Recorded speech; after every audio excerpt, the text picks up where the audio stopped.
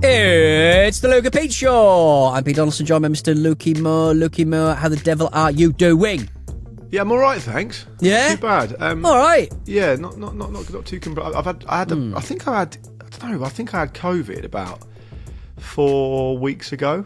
You feel a bit sniffly. You sound a bit. I've still got this cough. I can't get rid of it. And I think I don't feel ill, and I'm obviously not contagious, and it's not like I'm not short of energy or ill in any other way. It's just this thing's hanging around, and I spoke to a few people about it, and in different friendship groups or whatever, and they're all saying like similar things. Like it's hanging around for ages and ages, and it's kind of fascinating to me how people just don't really care about COVID now, do they? It's like the whole narrative's moved on.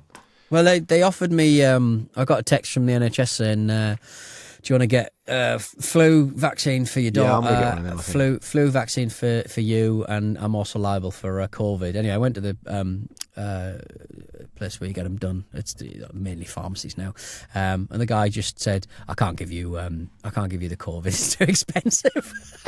What? I was like, "All right then, mate. Yeah, don't worry about it. I'll just fucking die then." What does he mean? Well, I think he said, we're not. He basically said that he doesn't have to give you COVID, and they mistakenly told a lot of people who weren't in the bracket for having it. I mean, I'm a 44-year-old asthmatic. I mean, it feels like I'm probably in the bracket for having it. But anyway, he said you can't have it, so I was like, fine. I said, how much does it cost to buy if I want to walk off the street? And he said, it's £100 per person if you want one on the private market. If you want to just walk in, because the winter flu jab's only about, I think it's Superdrug, it's like a tenner. Oh yeah. But I imagine that's subsidised. But I think on the sort of pharmaceutical open market, it's like £100. And he said basically because they've got shelf lives, I've got to basically get 10 people to be on the list before I'll drop £1,000 on. Oh, right. Huh. Fascinating. Talking about the overheads of a pharmacy.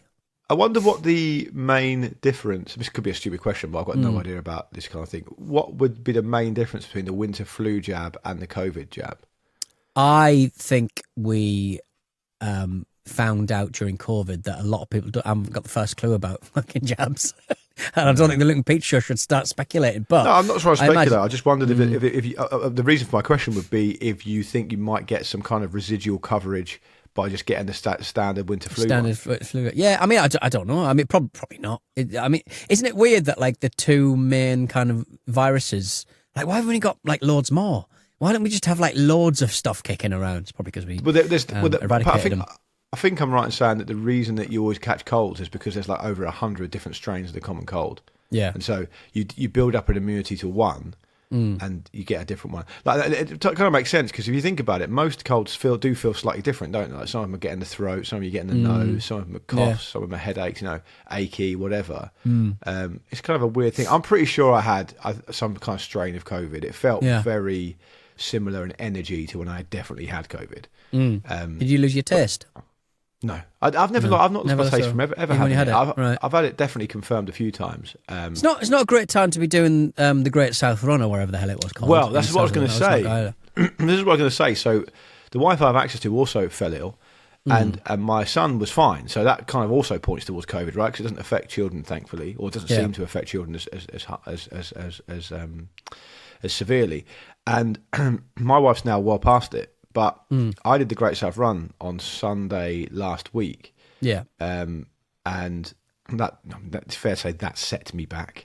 My God. Right?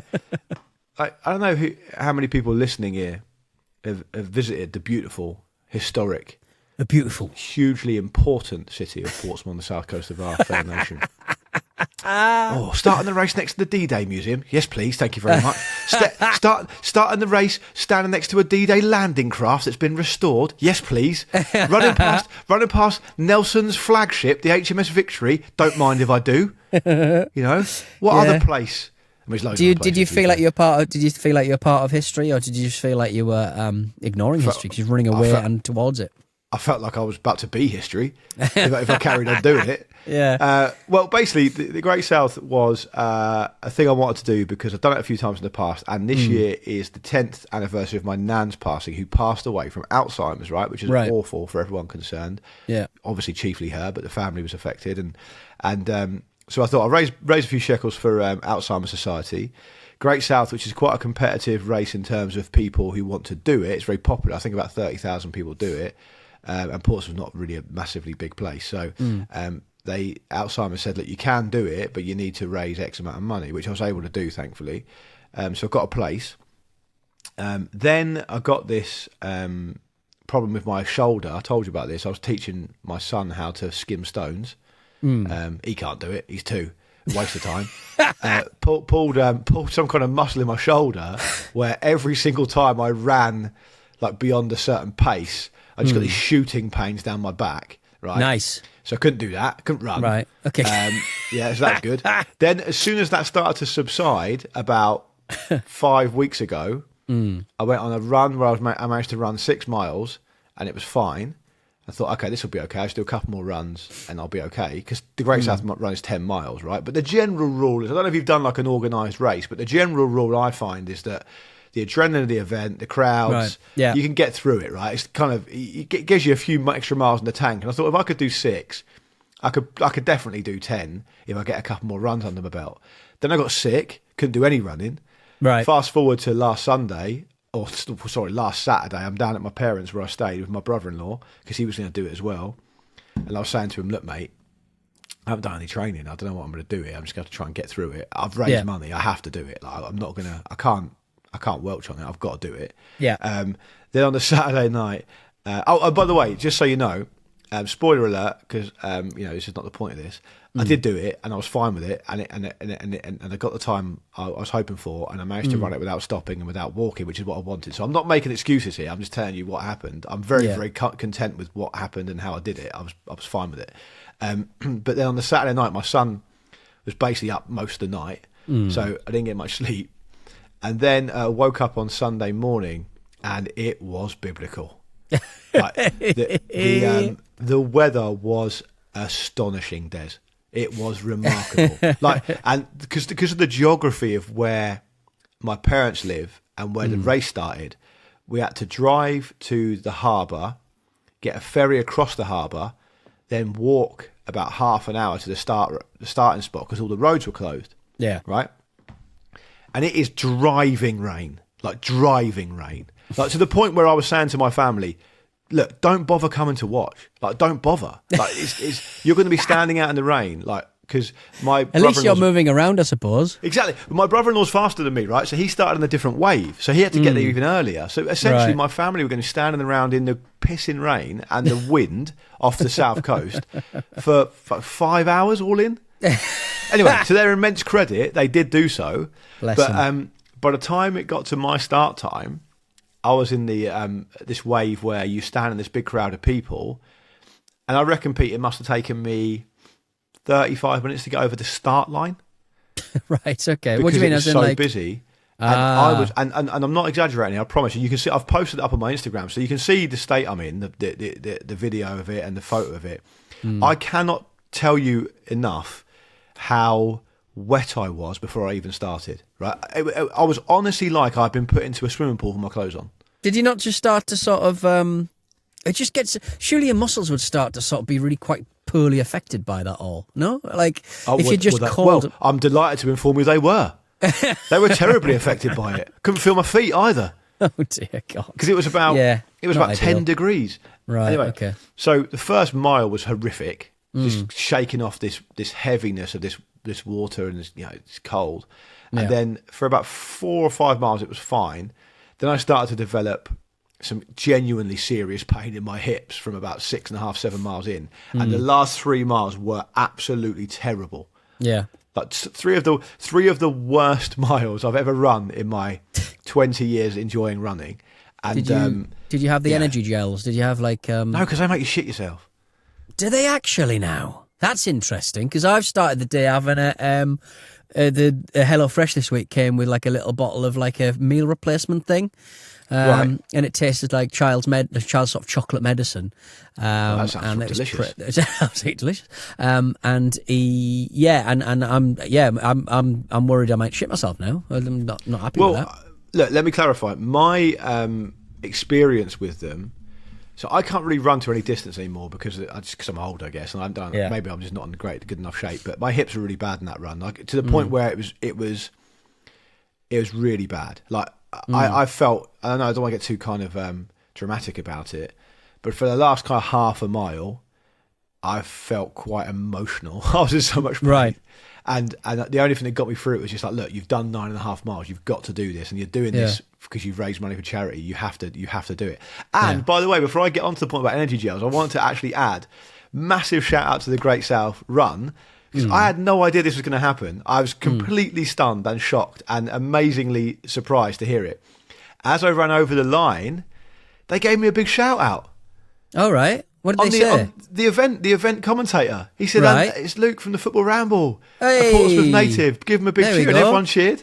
Nice. I know. I couldn't believe it. And then this girl came over called Susie from AJ Bell, I think, who were the sponsors of it, and said, oh, great to see you. Can we have a selfie for the Instagram and stuff? And I was completely shocked. I was in such a state. And to the point where she said, can I have a video so we can talk about how you did? And I was like, I'm sorry, I just cannot do a video. You can have a photo. I can't do a video. Did you feel like you were... tears. Oh, did you feel like you were...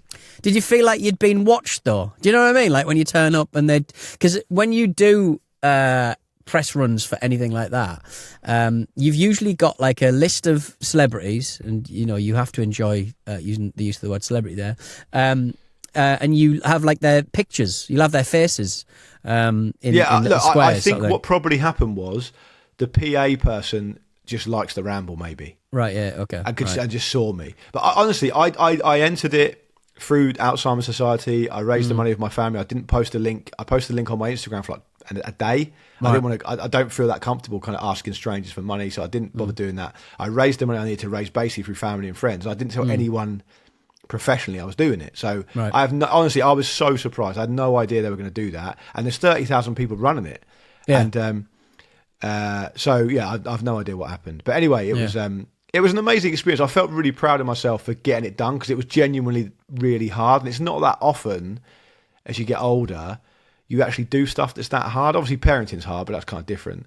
But so it was an amazingly emotional thing. I felt really pleased afterwards. I had a lovely pizza after as well. But then I had to drive all the way back to London because I had to come to work the next day. With jelly legs. Jelly legs. Oh, dear Lord. So, but anyway, on the energy gel things, when I used to run a lot more distance, I used to run...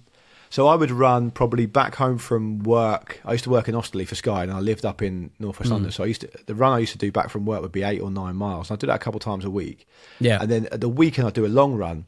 And then when I was working at Betfair in Hammersmith, I'd run up and down the river 3 days a week, and I'd do a big... And the thing was, I'd always do a big run on the weekend.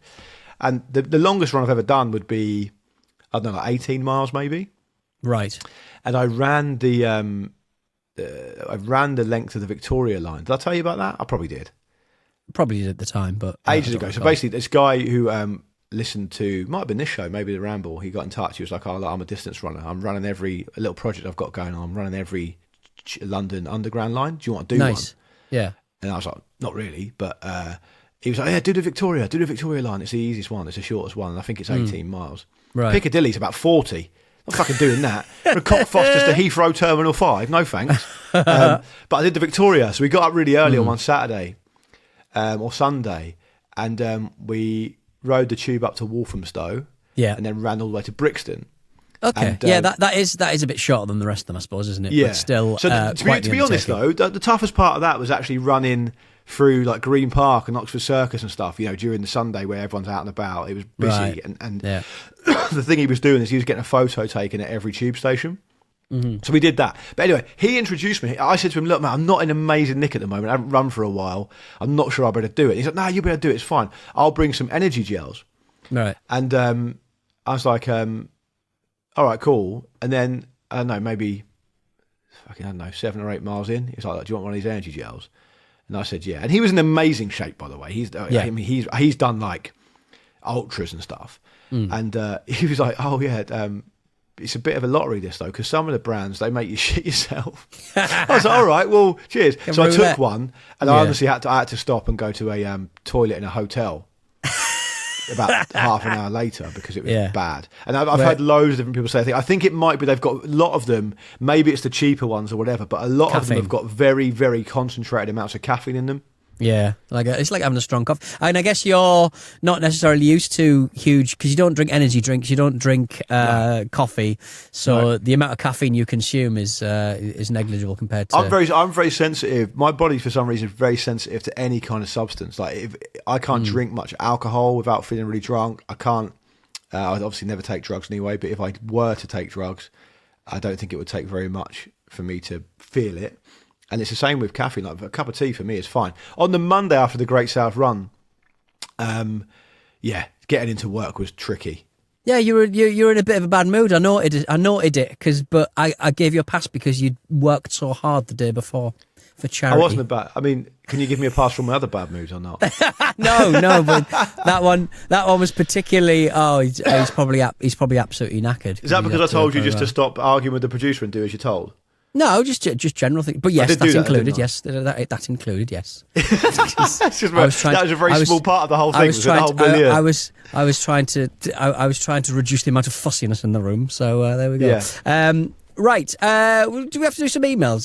Should we take a short ad break and then do some emails? I'm sorry it's been so much of me talking, but I just wanted to get the story out there. Mate, and thank the good people at how long is the Great South Run? How long is the marathon? It's only 10 miles. There'll be people listening to this going, bloody hell, 10 miles, mate. I'll do that on a Sunday morning. Is that a marathon? What's a marathon? A marathon's 26 miles. Fuck off. Honestly, at one point I was thinking that. At one point I was thinking, my next door neighbour, he's quite a bit younger. I think he's 32. He's doing a marathon next year and he's training already.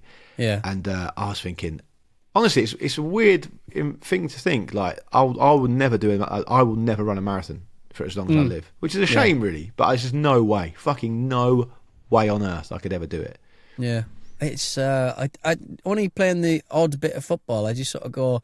I just don't think I'd be able to. I don't know where I'd get. Maybe 2 miles and give up. Probably. What's kind of weird is that, and it is always men at the Great South. Which is 10 miles. I mean, 10 miles is a good distance for some people and not for others. And for me, it was fucking horrific. But, I get that some people can do it easily. But obviously, some people will never run 10 miles. And what I found really, annoying, just because of the practicality of it, is that there's a lot of people doing this race, right? And you really do need to do some training. I told you about my experience. I didn't do as much as I should have done. But I ran it. I didn't stop at any point. I didn't walk, right? There are lads, who turn up on the start line, like, bloody legends who are probably with hangovers and stuff. Yeah. There was a guy next to me, probably about 25. I didn't particularly dislike the cut of his gear, but he didn't seem like he was being a complete bellend or whatever. But he was wearing like basketball shorts and some Air Force Ones. And I was just thinking, obviously I didn't say anything, it's none of my business, but what part of me just wanted to say to him, mate, are you sure? What do you mean? Like, what's wrong with Air Force? But presume they're quite well cushioned, aren't they? They're lifestyle trainers. You can't run a fucking distance in those. They got little bubbles in the bottom. The Air Force Ones don't. Right. Okay. And anyway, lo and behold, about 2 miles in, I've seen him at the side of the road on his haunches.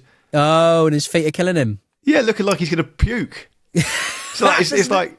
Might not be shoe related. Might just be guts related. What kind of Sunday morning are you having? Why are you lying to yourself so much? Were there any people dressed as like fridges and stuff? Yeah, I mean, there was a guy. I had a good running battle with a guy dressed head to toe as the Cookie Monster. Nice.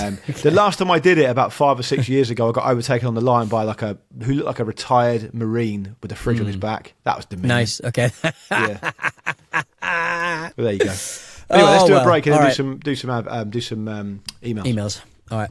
We're back with Luke and Pete Shaw, and let's do some bloody emails for crying out loud. I'm going to kick off with Matt Freeman's one because it is the first in the list of emails what we have prepared. Hi, Luke and Pete. To piggyback on other listeners, I'm putting my hat into to be the official physiotherapist of the Luke and Pete Show. I'm a physiotherapist with a speciality in cardiology and a dabble in respiratory. I can't say I've ever heard of forgotten how to breathe as being a condition, but then I'm a physio. Dig at you. Not a doctor.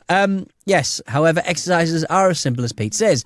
Breathe properly and deep. Spent half my career teaching people deep breaths and to control their breathing. So if you need further guidance, Pete gives a bell. But if you do have something serious going wrong with your heart and or lungs, I still recommend seeing the official Luke and Pete Show GP. Same goes for you, Luke. I love the show, fellas. Keep up the good work, Matt Freeman. Matt is just supplying not only a little kind of curriculum vitae for himself, but also just basically saying, just look after yourselves, lads. And I think that's absolutely fine as emails. It's a message we might need to hear from time to time as men in our 40s. By the way, just to give Matt the reminder, I can't actually see the official GP of the Luke and Pete Show because he hates me. So right, okay, he's very much a Donald. He's the Donald Trump of this. He's not serving for all citizens of the Luke and Pete Show community. Only half of them. Yeah, but he only reared his GP, his general practitioner head, because you were being rude about GPs. I was testing his credentials. It's vital work. Very, very important work I was doing there. And I'm not going to endear myself to him any further by comparing him to Donald Trump either, I understand. No. Or me talking about goop I bought on the internet. So there's a video I saw earlier today of a guy who was an ICE agent, by the way, on that subject, who was off duty and then got arrested for driving carelessly with his family. Nice, okay, right, okay. He takes quite a lot of umbrage about being treated in a certain way. He thought, pulled out his car. Yeah, then he turns out to be actually quite racist and asks the black police officer if he's actually born here or if he's from somewhere else. Well, that does surprise me. What an amazing surprise. Yeah. Did Dean Cain ever make it into ICE? Remember he was doing his little... That was a weird one, wasn't it? Do you remember? Well, he's a right. The thing about the right is they don't have a lot of like solid, interesting men. It's like it's James Woods and people who don't get any work anymore. And it's kind of like it's a real rebel, isn't it? There's nobody good there. There's nobody with any career prospect in there. The things about Dean Cain I find interesting about his kind of stated aim to be this right-wing kind of weirdo who wanted to join ICE. One is, respectfully, and I'm saying this, from inside my massive glass house, I understand, he's not in great nick. No, he's not in great nick. And secondly, his dad is Japanese. That's right. Yes, he did. He is a bit Japanese, isn't he? Yeah, that's his dad is Japanese. Yeah, but it's always that kind of like it's those kind of mad right wingers who have like Asian wives or something. They don't really connect the two. They don't really sort of. I might be overreaching here, but I'm pretty sure his dad was interned in the Second World War. No, I think no, I don't think it was that. Yeah, maybe it was. Maybe he was interned at some kind of Japanese internment camp during the Second War, which obviously had an absolute stain on the history of the United States, of course. But you think he'd have some kind of sensitivity towards minorities being treated a certain way, for goodness sake. I mean, even Joe Rogan. You see, Joe Rogan came out a while back. Yeah, Joe Rogan's kind of anti-ICE, isn't he, a little bit? Yeah, he was like, I think it's absolutely ridiculous and all this kind of stuff. It really is kind of strange to think how all this lot will hold their base down, because it seems to be all over the place now. Yeah, it seems very Marjorie fractured. Taylor Greene's gone mad as well. Sorry, let me get that right. Marjorie Taylor Greene was mad.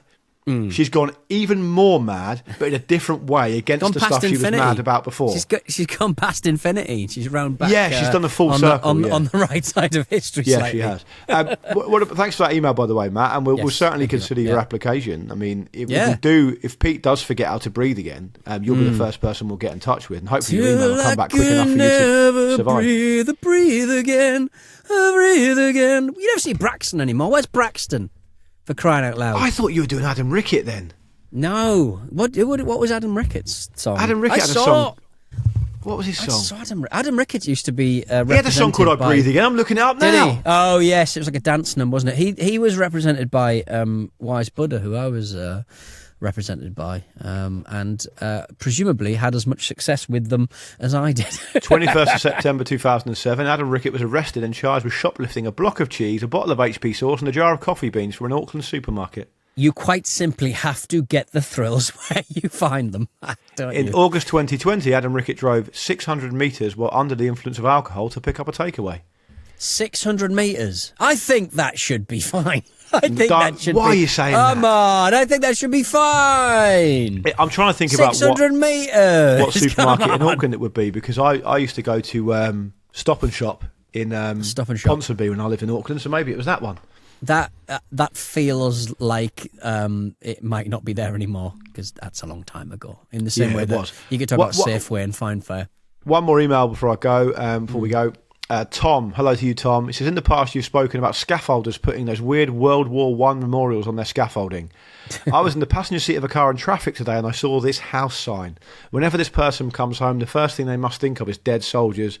I can't imagine the British Legion actually makes money from the people saying these Timu-looking things. Tom, Rotherham. And I'll just describe it to people because they won't be able to see it. It's like a house number of 335, a doorbell, and then the other side of the house number is a poppy, and then there's that classic shadow of 5 World War One soldiers marching on some kind of, chopped up, cut up kind of waste ground, presumably like no man's land. And it's very, to me, I find myself just very confused. I mean, first of all, I would say, if you're going to live in Rotherham, what do you expect? Secondly, what does it even mean? What's the point of it?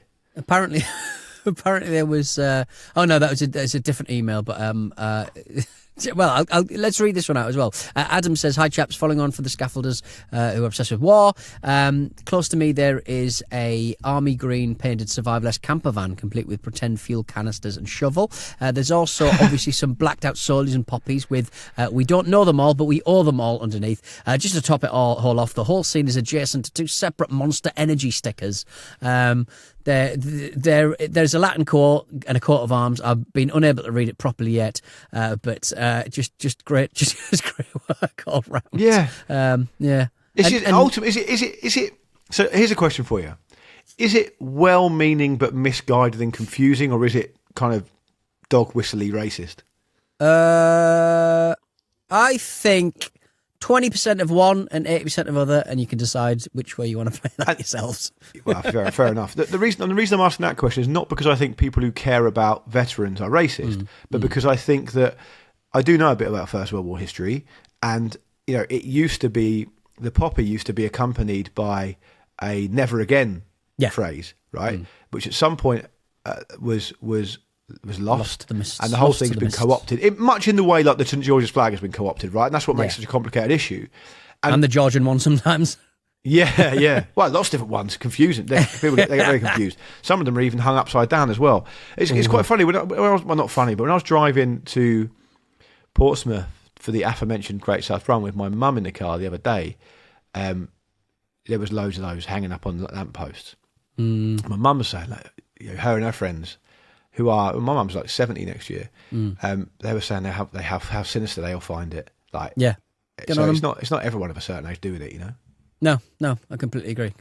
But thank you for your email. Adam, he said that enjoyed the podcast of Stack during a very difficult year for him and his family with illness and also a ceiling collapsing. So that's... Well, I'm very sorry to hear that, Adam. Thanks for getting in touch. When you think you're having your shittiest year ever, when your ceiling collapses, it's like having... At least it's something visceral to sort of go, right, well, that must be it all. You know what I mean? That must be everything. It's like a lot of people are getting a lot of value out. Like watching Donald Trump smash up the West Wing, like lop off a big bit of the White House. It's kind of like East Wing. East Wing, East Wing. The sort of saying, look at this. This is exactly what he's doing to the country, and he's doing this to the White. It's just nice to have a visceral depiction, imagery, pretending to representation of what things are happening elsewhere in one's lives. Right, we'll be back next time around. Keep your messages coming in. I want to hear from you. hello@lunkpeteshow.com. Keep your batteries coming in. It wasn't a great collection last time round, but hopefully in 2 or 3 days time, we might have some better look. Get them in, and we'll see you on Thursday. See you later. Lukey. Thanks for joining us. Goodbye.